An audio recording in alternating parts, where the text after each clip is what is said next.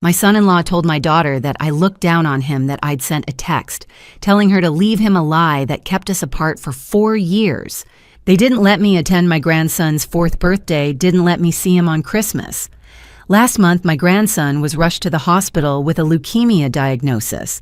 When the oncologist walked into the meeting room, my daughter realized the only person who could save her son was the one she'd thrown away 4 years ago. Thank you so much for being here with me. I truly appreciate you taking a few minutes out of your day to listen.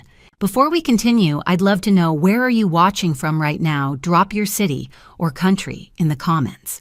I read every single one, and it means more than you think to see how far these stories travel.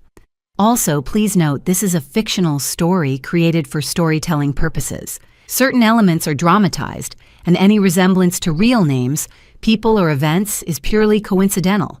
While fictional, the themes explored here carry meaningful and valuable reflections. My pager went off at 6:47 a.m. on a Tuesday. I was in my office on the 5th floor of Massachusetts General Hospital reviewing lab results. The coffee beside me had gone cold. February light was just breaking through the Boston skyline when the device on my belt vibrated. I glanced down. Code Family Consult. Location Pediatrics 8B. Patient Lucas Mitchell. Lucas Mitchell, my grandson. A name I hadn't heard in 4 years. My hand froze on the pager. The letters blurred, then sharpened. Lucas Mitchell, 8 years old now. I'd last held him when he was 4 small hands gripping my finger, asking me to read one more story. Then the door closed, and I never saw him again. I stood up. My chair scraped against the tile. The hallway outside was filling with nurses changing shifts, residents hurrying toward rounds. I walked past them in a daze. Pediatrics was 3 floors up. I took the stairs fast, purposeful, trying to outrun the flood of memories. 4 years. 4 years of silence. The stairwell door swung open onto the 8th floor. The pediatric wing was painted in soft blues and yellows. Cartoon murals lined the walls. A volunteer pushed a cart of stuffed animals down the hall. I didn't notice any of it. My feet carried me toward 8B, the family consultation room near the nurses' station. Through the small window in the door, I saw her. Lauren, my daughter. She was sitting in one of the chairs, her face buried in her hands. Her shoulders shook. Even from the hallway, I could see how thin she'd become. Her dark hair hung limp around her face. She wore a faded sweater and jeans. She looked exhausted, destroyed. I pushed the door open. Lauren's head snapped up. Her eyes, red-rimmed, swollen from crying, met mine. 4 years collapsed into that single moment. She stood. Her mouth opened, closed, opened again. Mom. Her voice cracked on the word. I didn't move toward her. I stayed near the door, one hand on the frame, keeping myself steady. My face was calm, professional. I was Dr. Catherine Wells, oncologist, not the woman whose daughter had cut her out without explanation. Mom, Lauren said again, her voice breaking. Lucas is sick. Tell me about your son's diagnosis. The words came out colder than I intended. I said your son, not our grandson, not Lucas. I kept the distance in the language, the same distance she'd put between us. Lauren flinched. She heard it too. Acute lymphoblastic leukemia, she whispered. B-cell type. High risk. They said he needs a bone marrow transplant. The doctors ran tests on me on his father. Neither of us matched. She looked at me, desperation pooling in her eyes. They said family members have the best chance. They said you might... Her voice broke completely. Tears spilled down her cheeks. I stood there watching my daughter fall apart. Part of me, the part that still remembered holding her as a baby, reading to her at night, walking her down the aisle at her wedding, wanted to cross the room, wanted to hold her. But another part of me, the part that had spent 4 years wondering what I'd done wrong, why my only child had erased me from her life, couldn't move. Behind me, footsteps. Angela Reed, the head nurse on the pediatric floor, appeared in the doorway. She glanced between us, her expression carefully neutral. Dr. Wells, Angela said quietly. Dr. Patel is ready to discuss Lucas's case whenever you're available. I nodded once. Thank you, Angela. Lauren wiped her face with the back of her hand. She looked small, fragile. Nothing like the confident young woman who'd told me 4 years ago that she was done. Mom, please, she whispered. I know we haven't. She couldn't finish the sentence. I took a breath, let it out slowly. I'll review his medical file, I said. My voice was steady, clinical. I'll speak with Dr. Patel. We'll determine next steps. Lauren's face crumpled with relief. Thank you. I turned toward the door before she could finish. I didn't hug her. I didn't reach for her hand. I didn't offer comfort. The distance between us sat in those two words, your son, and it was 4 years wide. And I didn't know if I could ever close it. Let me take you back 12 years to a kitchen in Beacon Hill, and the last morning I woke up with my husband alive. It was a Tuesday in April. Spring sunlight poured through the windows. William sat across from me reading the Boston Globe. I was reviewing patient charts. We'd been married 32 years. Lauren had visited the night before. She was 24, finishing her master's degree. William had said, "We did good, Catherine." Then William made a sound. His face went slack. The newspaper slipped from his hands. William. He tried to speak. Nothing came out. Then he collapsed. I checked for a pulse, called for an ambulance, started compressions. I was a doctor. I'd spent 30 years saving lives, but I couldn't save his. The paramedics arrived 8 minutes later. I rode in the ambulance holding his hand. He never woke up. The emergency room doctor shook his head. Massive cerebral hemorrhage. William was gone. The funeral was 3 days later. Lauren stood beside me, shaking and falling apart. I stood perfectly still. William had a habit I never had to do alone, making morning coffee. He woke at 6 a.m. The grinder's sound was my alarm.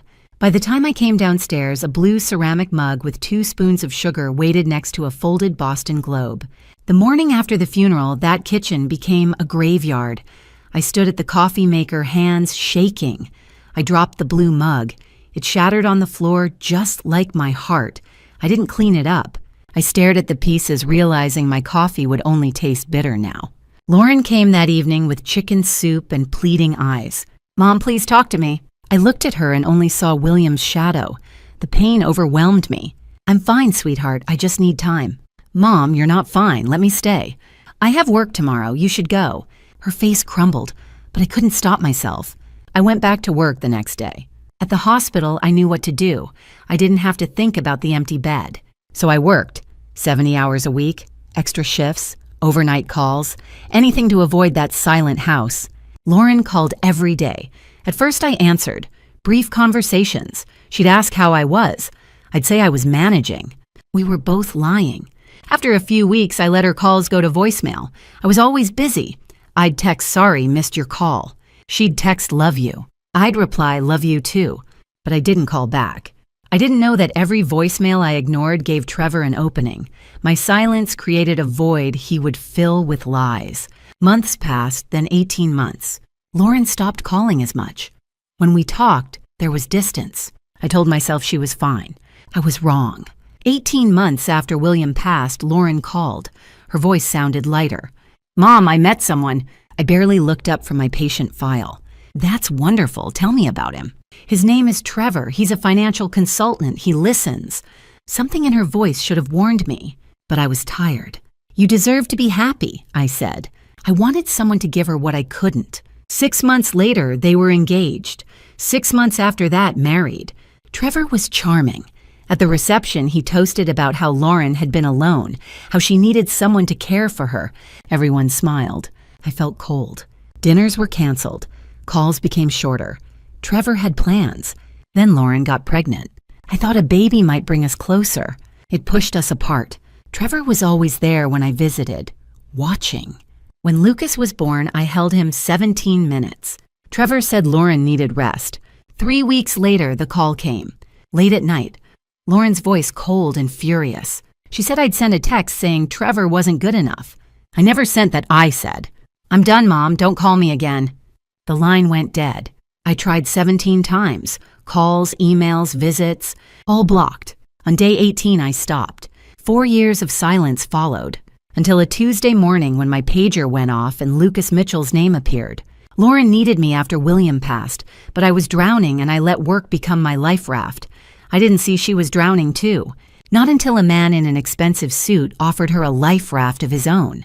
Tuesday afternoon. My phone rang. Unknown number. Every instinct told me not to answer. I should have listened. I was sitting at the kitchen table reviewing bills when it rang.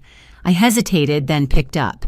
Hello. 2 seconds of silence, then Dad. Jason's voice, but different, quieter, too controlled. Jason, how did you get this number? I need to talk, face to face. It's important. We have nothing to talk about.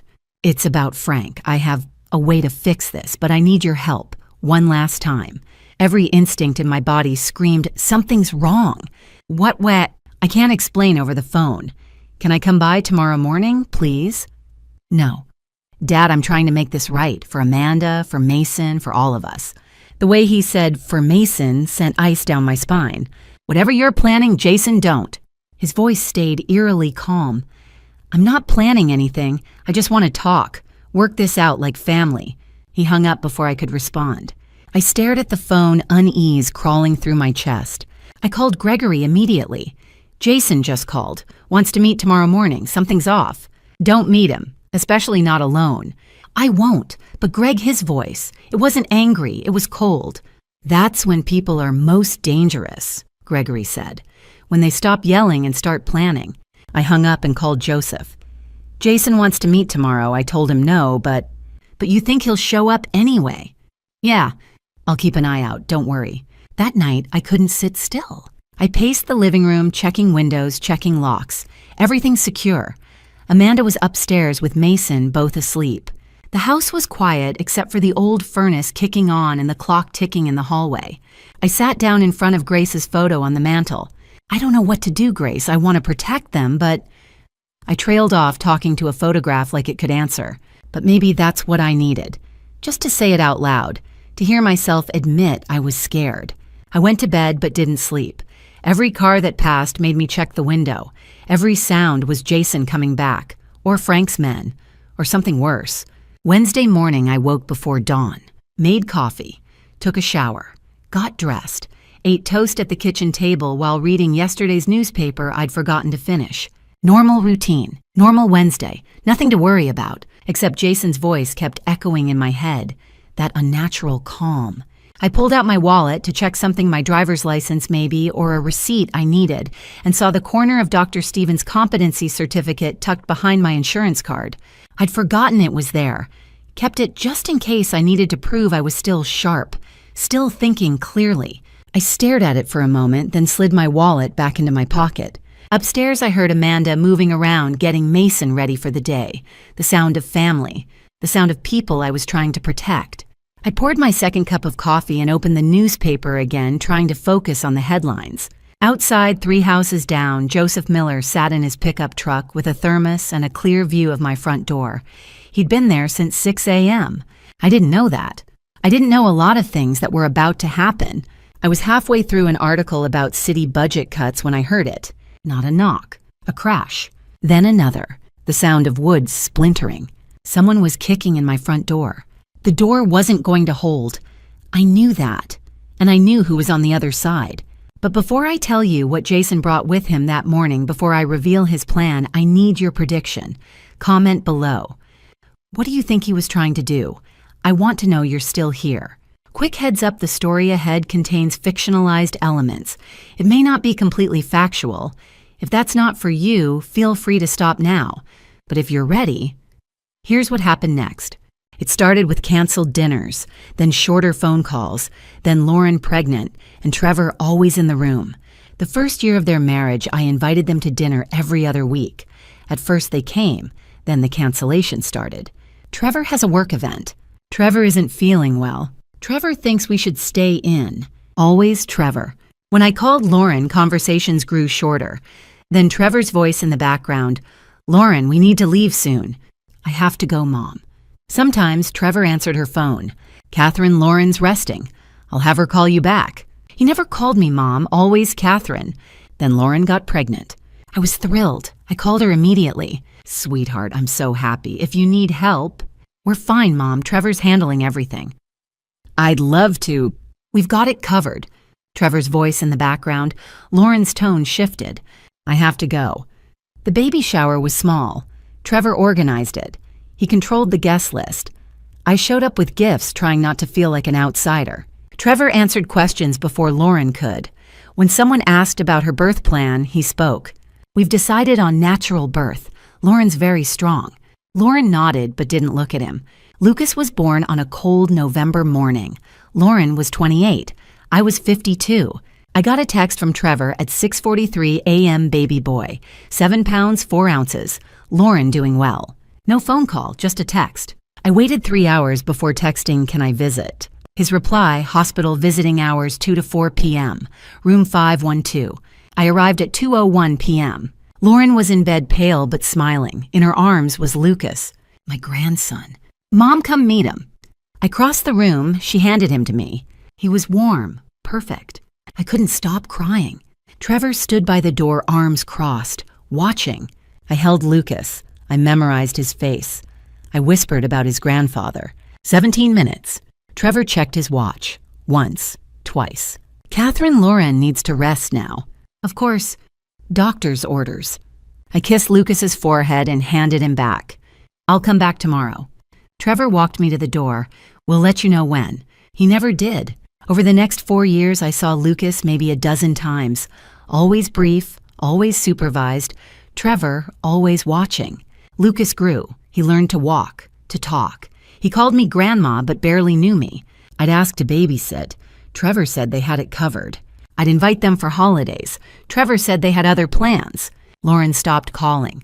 When I called, Trevor answered. "She's busy right now, Catherine." Lucas turned 4. I sent gifts. I tried. Then 3 weeks after his 4th birthday, the phone call came. Late at night, Lauren's voice cold and furious. She said I'd sent a text, a terrible text about Trevor. I never sent that, I said. "I'm done, Mom. Don't call me again." The line went dead. I called back, blocked. I sent an email, no response. I drove to her house the next day. Trevor answered the door. "Catherine Lauren doesn't want to see you. Please, I need to talk to her. She's made her decision. You need to respect that." He closed the door. I stood on the porch. Inside, I could hear Lucas laughing. I knocked again, no answer. I left.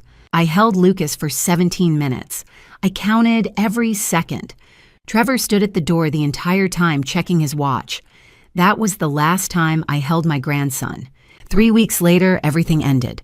The night my daughter cut me out of her life started with a text message I never sent. It was 4 years ago, late at night, 11:34 p.m. I was in bed reading a medical journal when my phone rang. Lauren's name lit up the screen. My heart lifted. She rarely called anymore. I answered immediately. "Lauren, sweetheart, is everything. How could you say that about Trevor?" Her voice was sharp, furious. I could hear her crying. I sat up confused.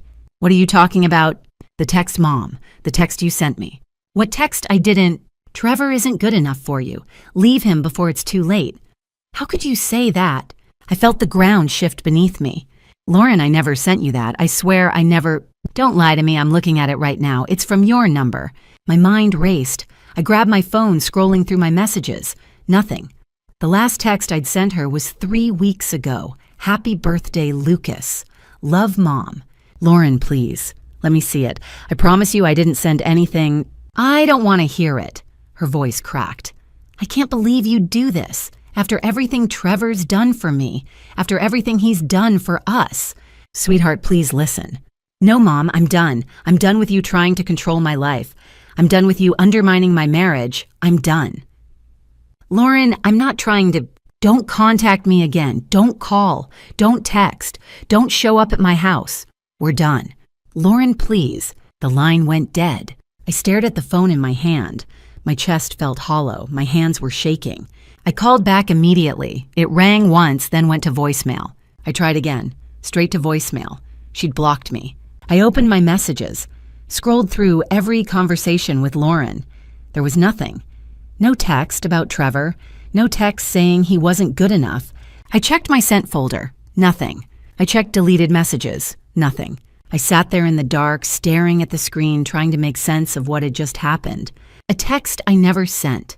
From my number. Saying things I'd never say. I thought about calling Trevor, demanding to know what was going on, but I knew he wouldn't answer. And even if he did, he'd say I was lying. He'd say Lauren saw the text. He'd say I was trying to manipulate her. I thought about driving to their house, banging on the door until Lauren let me in. But I didn't. because she'd said, "Don't show up at my house," and I didn't want to make things worse. I wanted to believe this was a misunderstanding, that tomorrow Lauren would call me back, that we'd figure it out. But deep down I knew this wasn't a misunderstanding. This was Trevor. I didn't know how he'd done it. I didn't know how he'd sent a text from my number, but I knew he had, and I knew Lauren believed him. She'd chosen him over me. I sat in the dark for 20 minutes staring at my phone. The last words my daughter said to me, "I'm done, Mom." And I had no idea what I'd done, because I hadn't done anything at all. I tried 17 times, 17 calls, 5 emails, 2 drives to Newton, and 1 certified letter. All of them failed. Day 1 I called. The phone rang once, then went to voicemail. I left a message. "Lauren, sweetheart, please call me back. I don't know what text you saw, but I promise you I didn't send it. Please, let me explain." No response. Day 2, I called again and again and again. By day 5, the calls went straight to a recording. "The number you are trying to reach has blocked you." Day 3, I sent an email. Subject line, "Please read this." I explained everything. I attached screenshots of my messages showing I'd sent nothing. I begged her to talk to me. The email bounced back. Address blocked. Day 5, I drove to Newton. I stood on their porch and knocked. My hands were shaking. Trevor opened the door. "Catherine, I need to talk to Lauren, please. Lauren doesn't want to see you." "Trevor, I didn't send that text. I swear, I don't know how." "You've done enough damage. Leave." "Please, just let me leave now." He closed the door in my face. I stood there staring at the wood grain, my reflection warped in the glass. Inside, I heard Lucas laughing. I knocked again. No answer. Day 7, I sent another email from a different address. I explained about spoofed numbers, about how someone could fake a text. I included articles, evidence. No response. Day 10, I sent a certified letter. 3 pages, handwritten. I explained everything. I told her I loved her. I told her I'd never say those things about Trevor. I begged her to call me. The letter came back 2 days later, unopened. I recognized Lauren's handwriting on the return label. She'd sent it back without even reading it. Day 12, I called Linda Morrison. I sat in her kitchen and cried for 2 hours. "He's manipulating her," I said. "He sent that text. I know he did, but I can't prove it." Linda held my hand. "Catherine, maybe you need to step back. Let her come to you. What if she never does?" Linda didn't answer. Day 14. I drove to Newton again. I parked across the street and watched their house. I saw Lauren through the window. She was holding Lucas. She looked thin, tired. I got out of the car and walked to the door. Knocked. No answer. I knocked again. Trevor's silhouette appeared behind the curtain. He didn't open the door. I stood there for 10 minutes. Then I left. Day 16, I called one last time. Trevor answered. "Stop harassing my wife, Catherine. If you contact her again, I'm calling the authorities. I just want to talk to her. She doesn't want to talk to you. Respect that, or I'll file a restraining order." He hung up. I sat in my car outside the hospital staring at my phone. Linda found me there an hour later.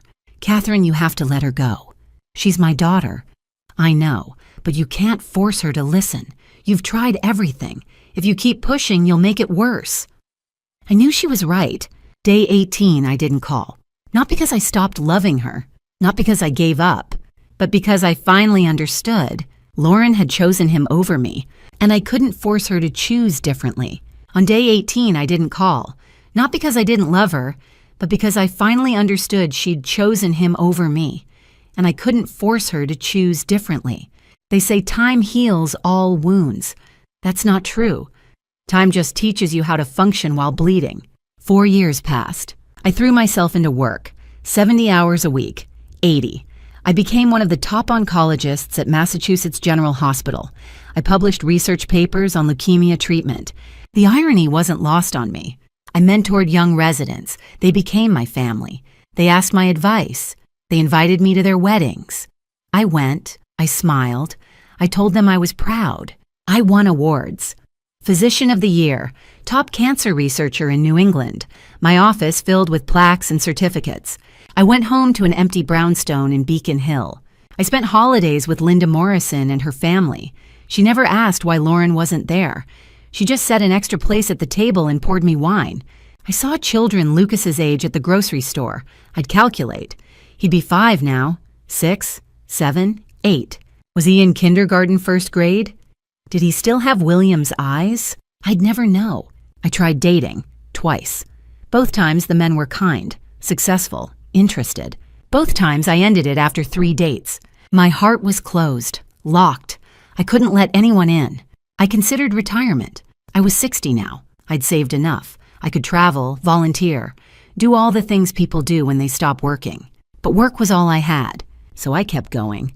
Morning coffee, hospital rounds, surgery, consultations, research, home, sleep, repeat. I was good at my job. I saved lives. I gave families hope, but I couldn't save my own. On my 60th birthday, Linda took me to dinner. She raised her glass. To Catherine, the strongest woman I know. I smiled. Thank you. Are you happy? She asked quietly. I looked at her, really looked at her. I'm functional, I said. She squeezed my hand. That was the truth. I was functional. I got up every day. I did my job. I paid my bills. I existed. But I wasn't happy. I was a ghost, walking through the motions of a life that looked successful from the outside but felt hollow on the inside.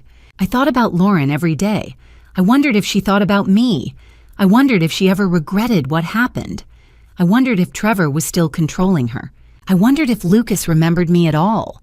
I'd built a good life, respected, accomplished, stable, but I'd spent 4 years learning how to live without my daughter. And then on a Tuesday morning in February, everything changed.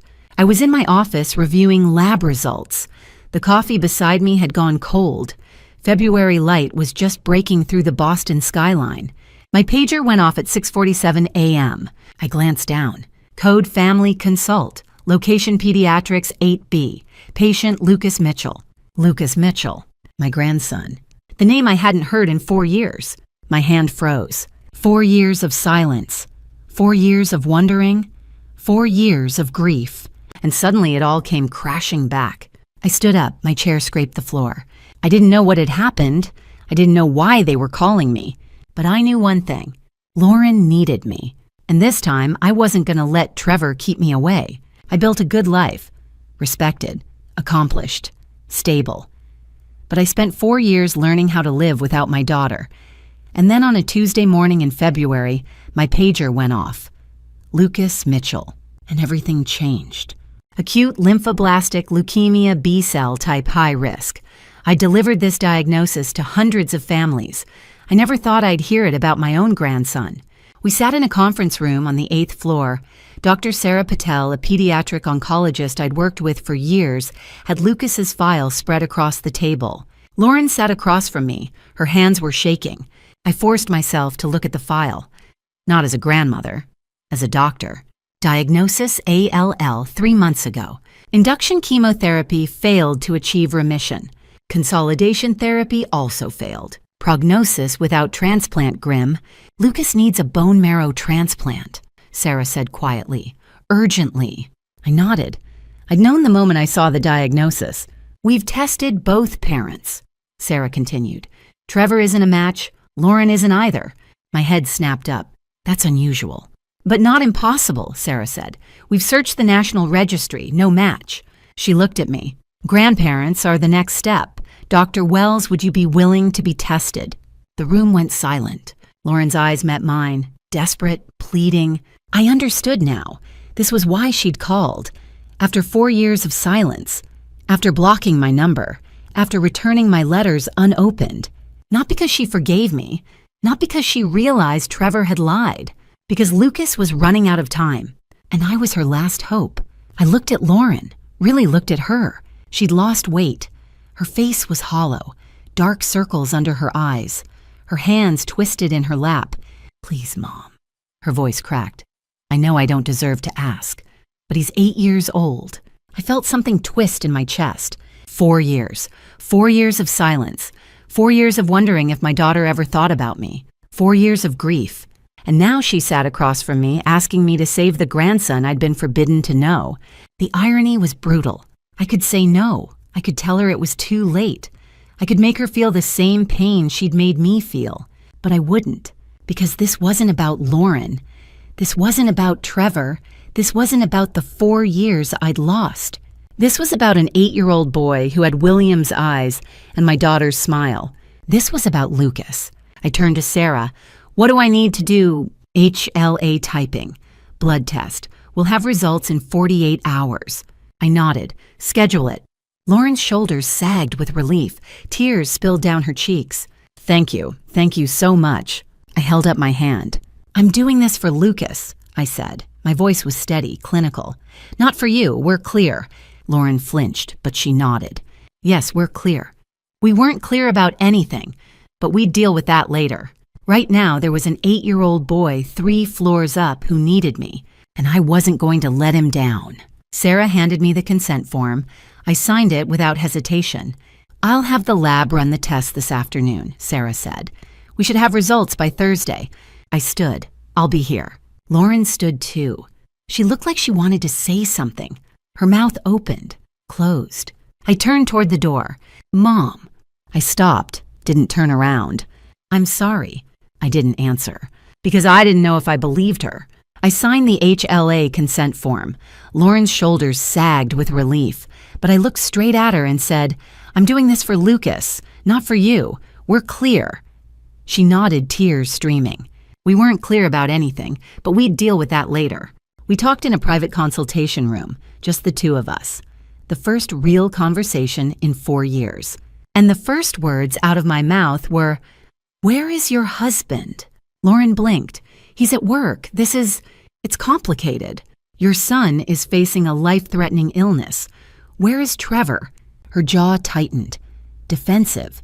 He has responsibilities, clients. He can't just... Where is he, Lauren? She looked away. I sat down across from her. The afternoon light filtered through the blinds, casting shadows across her face. Tell me what really happened 4 years ago, I said. Lauren's hands twisted in her lap. The text. You tried to sabotage my marriage. I never sent that text. Show it to me. I don't have it anymore. Trevor showed me. It was from your number. Did you verify it? Did you check my phone? Did you ask to see the actual message on my device? Silence. She hadn't. You threw me away without proof, I said quietly, based on something you never verified. Lauren's eyes filled with tears. I was so scared. After Dad passed, you were never there. Trevor said you were controlling, that you couldn't let me be happy. And I believed him. The truth hit like a punch to the chest. You're right, I said. I wasn't there enough after William passed. I failed you, but I didn't deserve this. I know, her voice broke. I'm so sorry, Mom. I'm so sorry. I'll do the test, I said. If I match, I'll donate, but not for you, for Lucas. He didn't choose any of this. Lauren nodded, tears streaming. I stood to leave, then I stopped. I really looked at her. She was thin, too thin. Her cheekbones jutted out. Dark circles shadowed her eyes. She wore a long-sleeved sweater despite the hospital heating. Lauren, where are the bruises? She flinched, pulled her sleeves down further. I don't know what you're talking about. I'm a doctor. I've seen this before. Mom, please. Does he hurt you? Her face crumpled, but she didn't answer. Lauren. I can't talk about this right now. Lucas needs me. That's all that matters. She stood and walked to the door. Her hand was on the handle when I spoke again. When this is over, when Lucas is better, you need to leave him. She didn't turn around. I can't. Yes, you can. You don't understand. Then help me understand. She shook her head. Not now, please. I can't do this right now. She left. I stood in the empty consultation room staring at the closed door. 4 years ago, Trevor had isolated my daughter. He'd convinced her I was the enemy. He'd cut me out of her life. And now I understood why. Because if I'd been there, I would have seen the bruises. I would have seen the fear. I would have seen what he was doing to her. Trevor hadn't just stolen my daughter. He'd been hurting her, and she was too scared to leave. As I left, I really looked at Lauren. Thin, dark circles, long sleeves in the heated hospital, and I recognized something in her face I'd seen in patients before: fear, not just for Lucas, but of something else, of someone. The HLA typing results came back in 48 hours.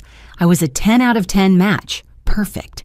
Dr. Patel said she'd never seen results like that at the grandparent level. We met in her office. Lauren sat beside me, gripping the armrest of her chair so tightly her knuckles turned white. "Dr. Wells, you're a 10 out of 10 HLA match," Sarah said, sliding the lab report across the desk. "It's extraordinary. Most grandparents match at 6 or 7 markers. 10 is incredibly rare." I looked at the numbers. 10 out of 10. A perfect match. "What does that mean for Lucas?" Lauren asked, her voice tight. "It means his body is far less likely to reject the transplant. It significantly improves his chances of survival. This is the best possible scenario." Sarah turned to me. "The harvest procedure involves extracting bone marrow from your hip bone using a large bore needle. You'll be under general anesthesia. The procedure takes about an hour. We'll extract roughly 1 liter of marrow and blood mixture." I nodded. I knew the procedure. I'd recommended it to dozens of patients over my career. At 60, recovery will be slower than it would be for a younger donor. Sarah continued carefully. "You'll experience significant pain at the extraction site, fatigue, risk of infection. Full recovery typically takes 2 to 4 weeks. What are the risks?" I asked. "Anesthesia complications, though rare at your health level. Bleeding at the extraction site. Infection. Nerve damage also rare. But Dr. Wells, you're in excellent health. Your pre-surgical labs are outstanding. I expect you'll tolerate it well." She looked at me carefully. "Are you willing to proceed?" I took a breath. "Can I have a moment alone?" Sarah and Lauren both stood and left. I sat at the desk in the consultation room, staring at the window overlooking the Boston skyline. On my phone, I kept a photo of William, taken 20 years ago at Lauren's college graduation. He was smiling, his arm around our daughter, pride radiating from his face. I stared at it. "What would you do?" I whispered to the image. But I already knew the answer. William would have donated without a second thought. He would have said, "That's our grandson, Catherine. We do whatever it takes." There was a soft knock. Linda Morrison stepped in. "They told me you were here. Are you okay?" "I'm a match. 10 out of 10. "Catherine, that's amazing." She paused, studying my face. "Are you sure about this after everything Lauren did to you after 4 years? He's 8 years old, Linda. He's innocent. He didn't choose any of this mess." "What about Lauren?" I looked out the window. "That's a different question with a different answer. Right now, I'm not doing this for her. I'm doing it for Lucas, and maybe for William. He'd want me to." Linda squeezed my hand. "You're a better woman than I am." I called Sarah and Lauren back in. "Schedule it," I said. Lauren's face crumpled with relief. Tears spilled down her cheeks. "Thank you. Thank you so much. When can the procedure happen?" I asked Sarah, keeping my tone clinical. 3 days, Monday morning. We'll need to prep you beforehand. Run pre-op labs, chest x-ray, EKG. You'll come in Sunday evening. And Lucas, he'll begin conditioning chemotherapy this weekend. It's aggressive. It will destroy his existing bone marrow to make room for yours. Once we harvest your marrow Monday morning, we'll transplant it into Lucas within hours. The weight of it settled over me. 72 hours. Lauren stood, twisting her hands together. "Mom, can I ask you something?" I looked at her. "Can Lucas meet you before the surgery? He doesn't really remember you, but I want him to know who's saving his life." Something tightened in my chest. Pain, hope, fear. Tomorrow, Saturday morning, there's a playroom on the 8th floor. He's usually there around 10. He'll have his Legos. I hesitated. 4 years. Lucas had been 4 when I'd last held him. Now he was 8. He wouldn't remember me. I'd be a stranger to him. But he deserved to know. "Okay," I said quietly. "Saturday morning, 10 a.m. Lauren nodded, tears streaming down her face. "Thank you, Mom. Thank you." After she left, Linda looked at me. "How are you feeling?" "Terrified," I admitted. "Of the surgery. Of meeting him.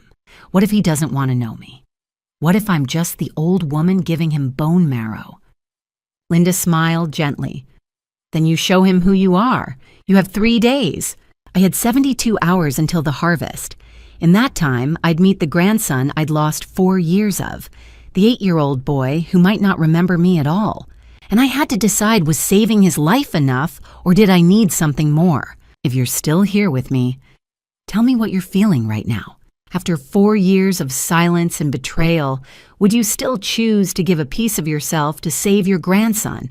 Would you forgive, or would you protect your heart?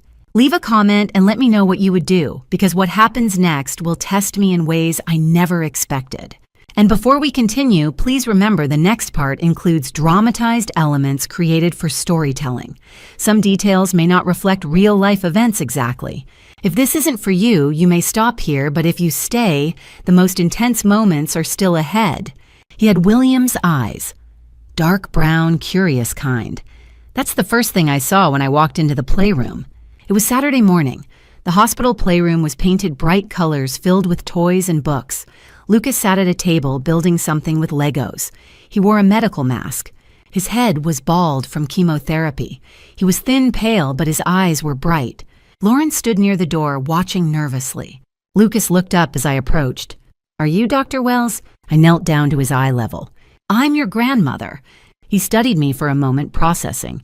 "Mom said you lived far away, but now you're here." "I am, because you're going to help me get better." "Yes." He nodded, then went back to his Legos. "Do you want to help me build—" I sat down beside him. "What are we building?" "A spaceship. It has to be big enough for 5 people." 5.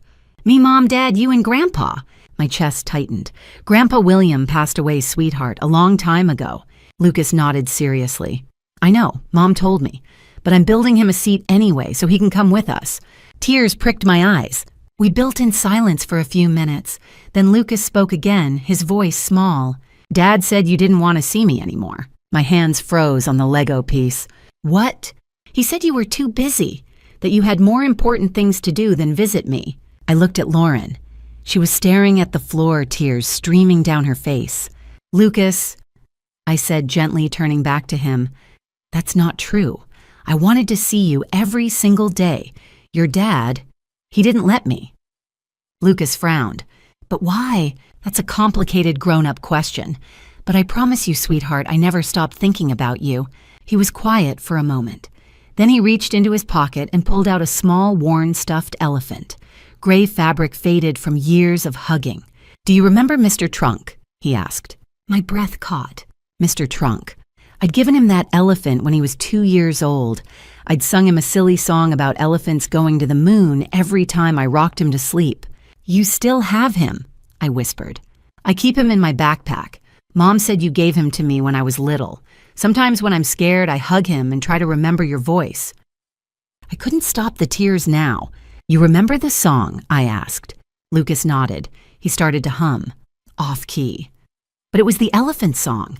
The one I'd made up 12 years ago before Lauren was even born, the one I'd sung to her, and then to him.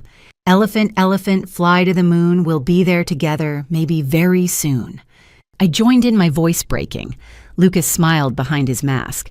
"I knew it was you," he said. "When Mom said you were coming, I remembered the flowers and the song."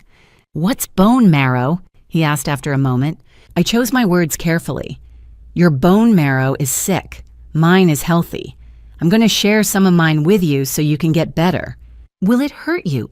I was honest. "Yes, but I'll be okay. And you'll be okay too." "Thank you," he said simply.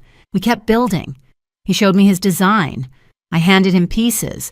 The conversation was easy, natural. After a while, Lucas reached over and took my hand. "I think I remember you," he said. "You smell like flowers." My heart cracked open. I'd worn the same perfume for 20 years, a light floral scent. Lucas had been 4 the last time I'd held him, and he remembered. "I used to visit you when you were little," I said softly. Before Dad said you couldn't come anymore."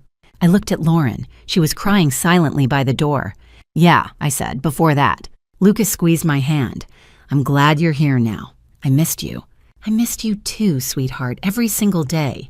We finished the spaceship together. Lucas held it up proudly. "It's done. Now we can all go to space." "Where are we going?" "Somewhere with no hospitals and lots of ice cream. And you can sing the elephant song every night." I laughed through my tears. "That sounds perfect." Lauren stepped forward.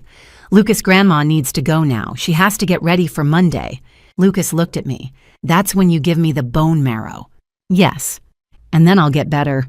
"That's the plan." He nodded, set down the spaceship. Then without warning, he hugged me. I froze. Then my arms wrapped around him. He was so small, so fragile. "I love you, Grandma," he whispered. I hadn't heard those words in 4 years. "I love you too, Lucas, so much." As I stood to leave, Lucas called out, "Grandma!" It was the first time he'd called me that today. I turned back. "Will you visit me again when I'm better?" I looked at Lauren, then back at Lucas. "Yes, sweetheart, I promise. And I'll bring Mr. Trunk a friend." Lucas smiled. "And you'll sing the elephant song. Every night if you want." "I want." Monday morning, 6 o'clock a.m. They put me under at 7:15. When I woke up, a piece of me was inside my grandson fighting for his life. I was in pre-op wearing a hospital gown and IV line already in my arm. The room was cold, clinical. I'd been in rooms like this 1,000 times as a doctor, never as a patient. Linda came before the procedure started.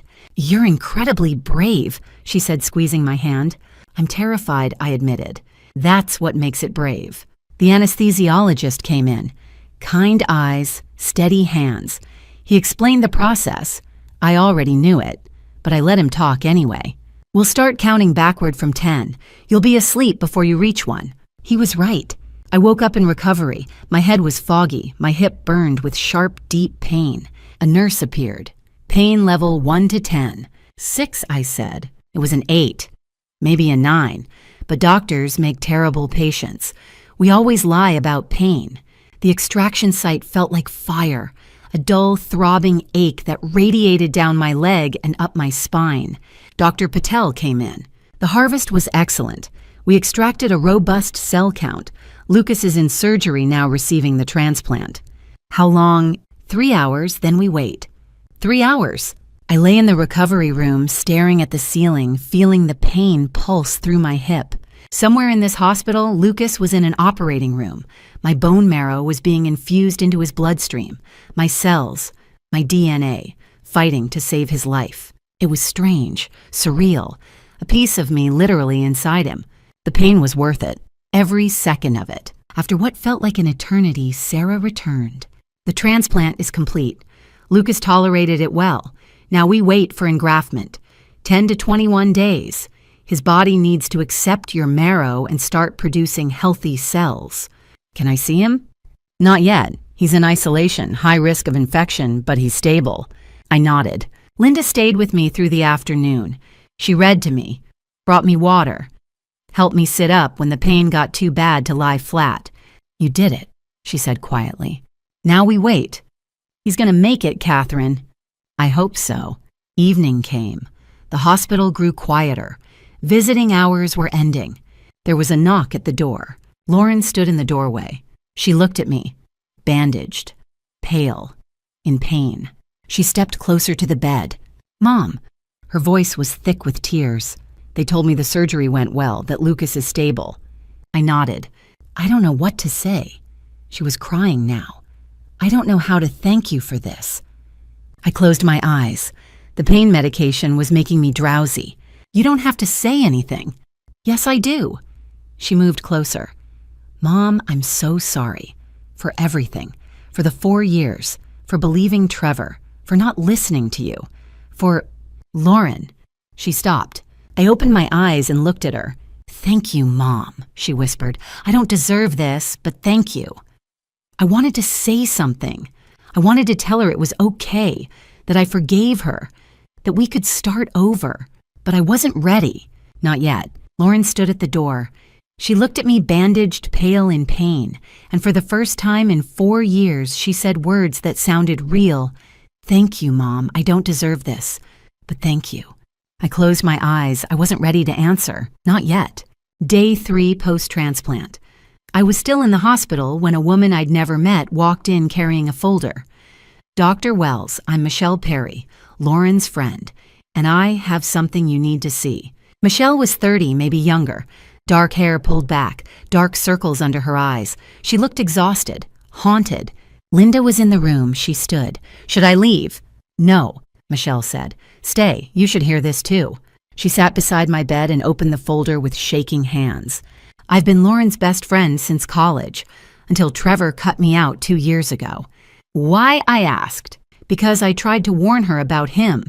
I told her he was controlling, manipulative. She didn't listen. Trevor convinced her I was jealous. She stopped answering my calls. Michelle's voice cracked. 2 weeks after she cut me off, Trevor showed up at my apartment. He didn't threaten me directly. He just stood there, smiled, and said, "Michelle, you're making Lauren very uncomfortable. If you keep contacting her, I'll have to take legal action for harassment." He had papers drawn up, a restraining order ready to file. She pulled out documents. So I stopped calling, but I didn't stop watching. She spread papers across my bed. I hired a private investigator 6 months ago. It cost me $12,000, everything I had saved, but I couldn't let him keep doing this to her. Phone records, showing Trevor controlled Lauren's phone. Every call, every text. He monitored everything. He installed tracking software on her phone, Michelle said. He knew where she was every minute, who she talked to, what she searched online. Screenshots of messages. Trevor texting Lauren telling her I was toxic, that I wanted to control her life, that I never loved her. He sent these every day, sometimes 3-4 times a day, wearing her down. Financial records, showing Trevor draining their joint accounts. "This is where it gets dark," Michelle said, pointing to highlighted transactions. Lauren had a trust fund from her father, $85,000. Trevor convinced her to put his name on it. Within 6 months, it was gone. Gone where? Linda asked. Gambling debts. A condo in Florida he bought under an LLC. Cash withdrawals with no explanation. And this, she pointed to a series of payments. Monthly transfers to an account belonging to a woman named Vanessa Cole, his ex-girlfriend. My stomach turned. He was using Lauren's inheritance to pay off another woman. Neighbor statements. They'd heard shouting, seen Lauren with bruises, seen her looking scared. Photos. Lauren over the past 4 years, getting thinner, smaller, more withdrawn. "I took these from across the street," Michelle whispered. "I know it sounds crazy, but I had to document it." And then the smoking gun. A metadata printout. "This," Michelle said, her voice shaking, "is the text message that destroyed your relationship." I looked at it. The message Lauren had accused me of sending. "Trevor isn't good enough for you. Leave him before it's too late." "It wasn't sent from your phone," Michelle said. "It was sent from Trevor's computer using a spoofing app called Text Now. He faked your number. Look, here's the IP address. It matches his home office. Here's the timestamp, 11:34 p.m. 4 years ago. She showed me more evidence. Timestamps, IP addresses, digital forensics, screenshots of the app still installed on his laptop. "How did you get access to his computer?" I asked. Michelle hesitated. "The PI broke into their house when Trevor was at work and Lauren was at therapy. It's not legal, but it's real. Proof. Undeniable proof. Trevor had fabricated the message. He'd destroyed my relationship with Lauren. He'd stolen 4 years from all of us. And $85,000. "Why now?" I asked. "Why show me this now?" Michelle's eyes filled with tears. "Because Lucas almost didn't make it. And I realized that staying silent makes me complicit. Lauren won't listen to me, but maybe she'll listen to you." Linda picked up the metadata printout. "This is admissible in court." "I know," Michelle said, "but I'm not giving it to a lawyer. I'm giving it to you. Because Lauren needs to see it. She needs to know the truth before it's too late." I stared at the folder. Years of manipulation, years of lies, all documented, all proven. "Does Lauren know you're here?" I asked. "No, she still won't talk to me." "But Dr. Wells, you have to show her this. She's in danger. I've seen the bruises. I've seen how scared she is." Linda put her hand on mine. "Catherine, this changes everything." "Did it?" Lucas was 3 floors up fighting for his life. Lauren was barely holding on, but she deserved the truth. I held the metadata printout in my hands. Proof. Undeniable. Trevor Mitchell had fabricated a text, destroyed my relationship with my daughter, stolen her inheritance, and isolated her completely. And now I had evidence. But Lauren's son was fighting for his life. Showing her this meant destroying the last remnants of her world. Was truth worth that price? Trevor showed up on day 5, not to check on Lucas, but to check his control over Lauren. He found me instead. It was evening. The hospital hallway was quiet. I was walking back from physical therapy, my hips still aching from the harvest, when I saw him. Trevor Mitchell, tailored suit, polished shoes, fake concerned smile. Catherine, I wanted to thank you for what you've done for Lucas. I stopped. It's Dr. Wells. His smile tightened. Of course, Dr. Wells. I'm very grateful for what you've done. Where have you been? I asked. Your son is fighting for his life. Work has been demanding. Lauren understands. Someone has to keep things stable financially. Lucas has been in this hospital for weeks. You've barely visited. Trevor's jaw tightened. I visit when I can. Lauren keeps me updated. I stepped closer. I know what you did, the messages, the lies. His expression flickered. Just for a second. Then the mask was back. I don't know what Lauren's told you. I have the metadata, I said. You fabricated evidence. You sent that text from your computer. You spoofed my number. Silence. Trevor's smile faded. His eyes went cold, calculating. Lauren was too attached to you, he said quietly. It wasn't healthy. I freed her. You isolated her. You stole 4 years from us, from Lucas and me. Trevor laughed, a hollow, cruel sound. And now you're the hero. Congratulations. You got your daughter back. You won. This isn't about winning. This is about what you did to my family. Trevor stepped closer. His voice dropped. Your family. You mean the family that chose me over you for 4 years? I didn't flinch. You manipulated her. You lied. You fabricated evidence.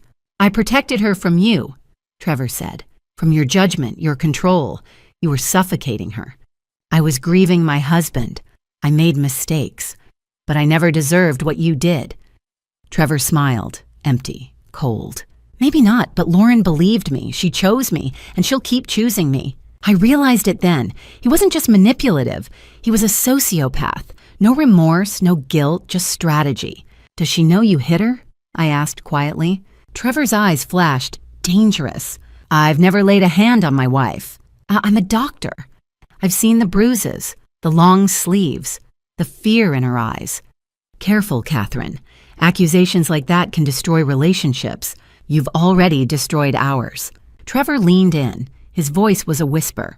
Enjoy your moment. You saved Lucas. You're the hero. But don't forget Lauren chose me. She married me. She built a life with me. And when this is over, when Lucas is better, she'll still choose me. He stepped back, adjusted his suit jacket. Have a good evening, Dr. Wells. He walked away. I stood in the hallway shaking, not from fear, from rage, because I was going to show Lauren the evidence. Tonight. And Trevor's control was about to shatter. Trevor walked away. I stood there shaking, not from fear, from rage, because I was going to show Lauren the evidence. Tonight. And his control was about to end. I gave Lauren the folder at 9:00 p.m. By 9:45, her entire marriage lay shattered on the floor between us. We sat in a private waiting room. The night shift was quiet. Lauren looked exhausted, scared. I placed the folder on the table. You need to see this. She stared at it. What is it? Evidence. I opened it, showed her the metadata first, the smoking gun. This is the text I supposedly sent you 4 years ago, the one that destroyed us. Lauren picked up the printout. Her hands shook. It wasn't sent from my phone, I said. It was sent from Trevor's computer. He spoofed my number. Look at the IP address, the timestamp. This is digital forensics. Lauren's face went white. No, Trevor wouldn't. Look at the data, Lauren. She read. Her lips moved silently. Then she looked up at me, eyes wide. Mom, this can't be real. I showed her the phone records. Trevor controlling every call, every text, the financial records, money drained from accounts she didn't know existed, neighbor statements shouting fear. The door opened. Michelle stepped in. Lauren. Lauren looked up. Shock. Then recognition. Michelle. I tried to tell you 2 years ago. You wouldn't listen. Lauren stared at her former best friend, then back at the folder, and then it hit her. All of it. Her father's concern at the wedding. Friends who drifted away because Trevor convinced her they were toxic. My shock 4 years ago. Michelle's warnings that she'd dismissed. Oh, God, Lauren's voice broke. Oh, God. He manipulated you, I said quietly, professionally. It's what he does. I threw you away. Lauren was shaking now. I threw you away for 4 years because of a lie. Lauren, I didn't verify it. I didn't check. I just believed him." She was crying now. Hard, gasping sobs. "What have I done, Mom? What have I done?" I felt it then. The war inside me. Part of me wanted to say, "I told you so." Part of me wanted to make her feel the pain I'd felt for 4 years. But I couldn't, because the woman in front of me was breaking. "He was very good at this," I said. "You were his victim, too." "I'm so sorry, Mom. I'm so sorry." She collapsed. Michelle caught her, held her while she sobbed. I sat there watching my daughter fall apart, and I felt nothing.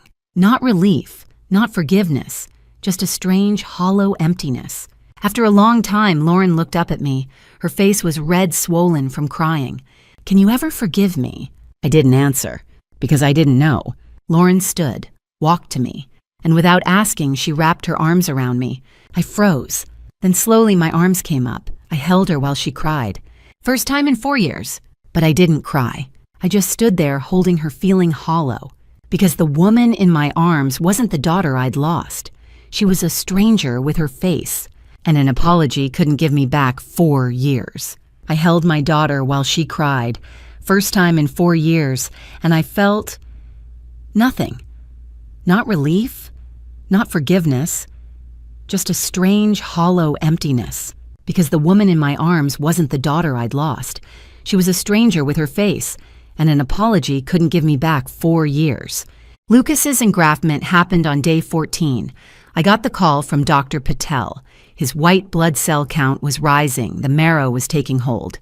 He was going to live. Lauren filed for divorce on day 21. Trevor didn't fight it. He knew what we had. And on day 42, 6 weeks after I saved my grandson's life, we met for coffee to discuss the future. The cafe was in Cambridge. Neutral ground. 6 weeks post-transplant. Spring was starting to break through Boston's winter. Lucas was home, recovering well. His hair was growing back dark like William's. Lauren looked different. She was in therapy twice a week. Trevor was gone. She was beginning to heal.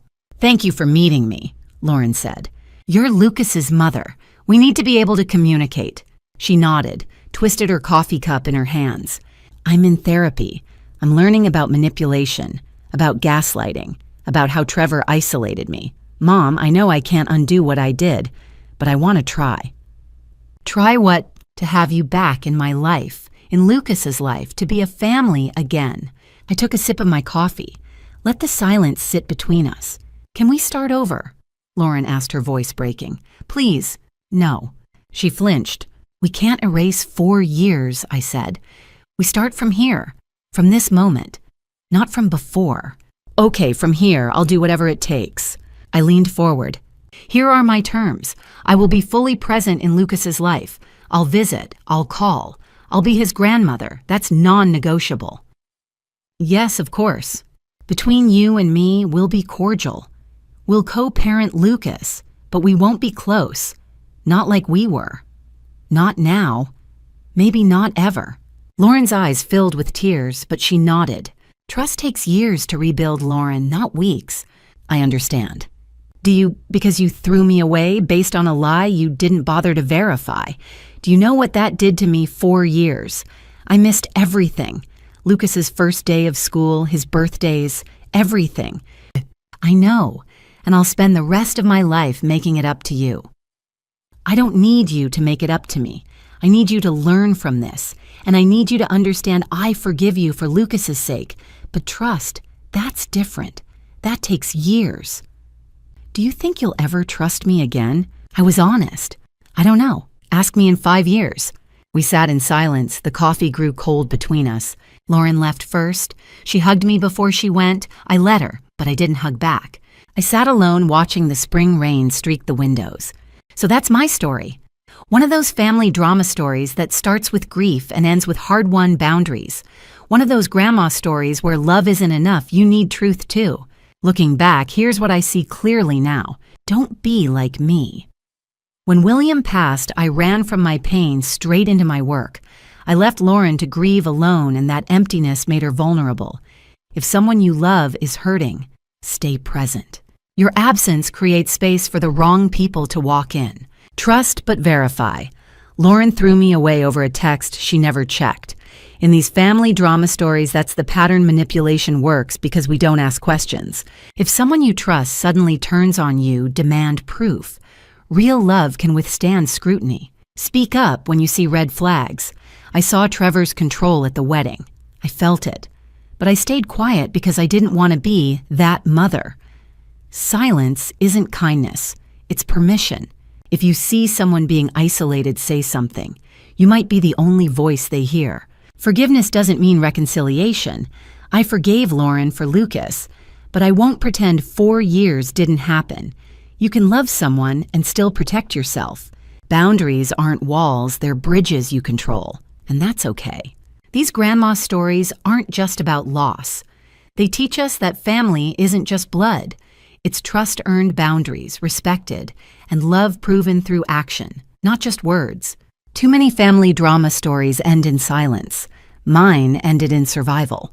I thank God every day that Lucas is alive and thriving, that I got a second chance to be his grandmother. But I also thank him for showing me that protecting myself isn't selfish, it's survival. So here's my final advice: communicate, verify, set boundaries, and never let anyone convince you that love means accepting harm. Because it doesn't. If this story moved you, I'd love to hear your thoughts. Have you experienced situations like this in your own life? Drop a comment and share your story might help someone else. And if you found value here, please like, subscribe, and share this video. It helps more people find these grandma stories and learn from them. Final note. This content contains dramatized storytelling elements for educational purposes. Some details are fictionalized, but the lessons and messages are entirely real and valuable. If this style isn't for you, that's okay. Please seek content that better fits your needs. Thank you for listening, and remember, you are worth protecting.